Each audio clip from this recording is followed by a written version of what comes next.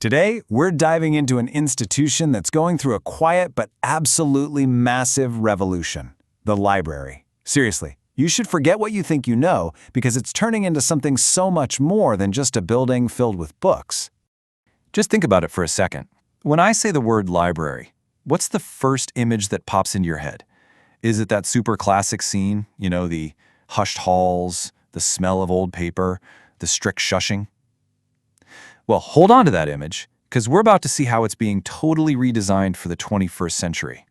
So a lot of what we're going to talk about today is based on a really fantastic presentation from Al-Hamed Islamic University, which really dug deep into this whole topic. So let's get right to the heart of the matter. So, here it is, the central question for every library out there. In a world where you can pull up pretty much any piece of information from the phone in your pocket, how does a library stay essential? The challenge is stark, really. Evolve or risk becoming a relic. The old model of just being a quiet place for physical books, well, it just doesn't cut it anymore. People like you and me, we now expect everything to be instant, remote, and even personalized. And that shift in what we expect is putting huge pressure on libraries to fundamentally rethink who they are and what they do. So, the answer to this massive challenge? It's called digital transformation. But, and this is key, this isn't just about scanning a few books or putting up a website. No, this is a complete reinvention of the library from the ground up. Okay, so what does that actually mean?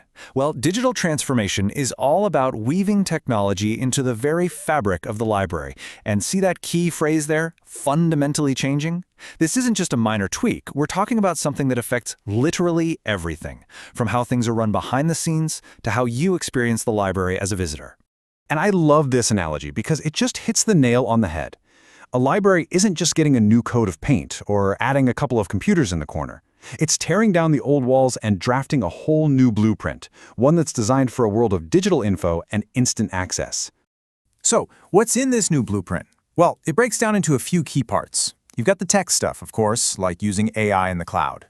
And this is just as important, you've got the human side. Automating boring tasks to free up the librarians, changing the whole culture to embrace new ways of working.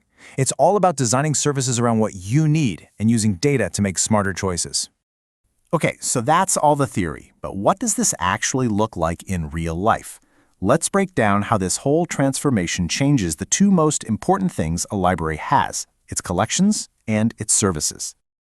Just look at this comparison. It says it all. Collections used to be all about physical books that you actually had to be there to access. Now they're becoming hybrid, so both print and digital, but with a digital-first mindset. And what does that mean for you? It means 24/7 remote access to a massive, global treasure trove of ebooks, databases, and even digitally saved rare documents, all from anywhere in the world. And the shift in services is just as huge. Remember the old card catalog? That's now a super powerful online search portal. That reference desk you had to walk up to? Now it's backed up by AI chatbots and virtual meetings with librarians. And instead of just general help, libraries are starting to use tech to give you personalized recommendations, kind of like how Netflix or Spotify do. And look, this isn't some far-off futuristic dream. It is happening right now.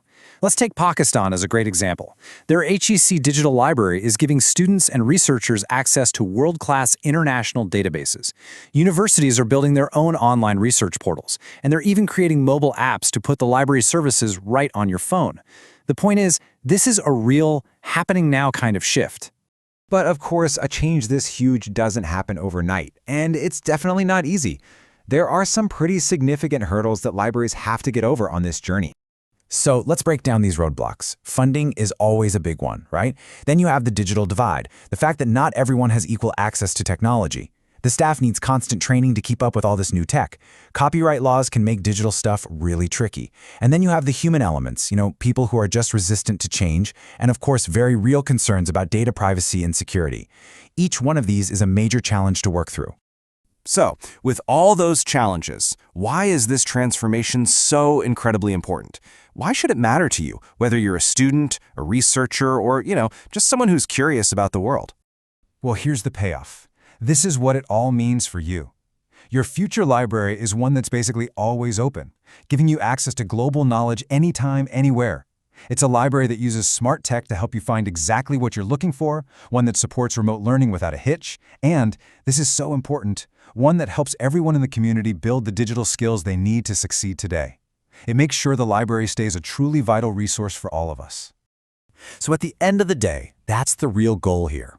It's all about making that leap from being a passive, quiet storage space for books to becoming an active, dynamic hub for learning, for connection, and for discovery in our digital world. And that really leaves us with a fascinating question to think about, doesn't it? As our physical and our digital lives get more and more tangled together, what else could the library become? What new needs can it meet for us? The blueprint is being redrawn right now as we speak, and the possibilities, they're pretty much endless.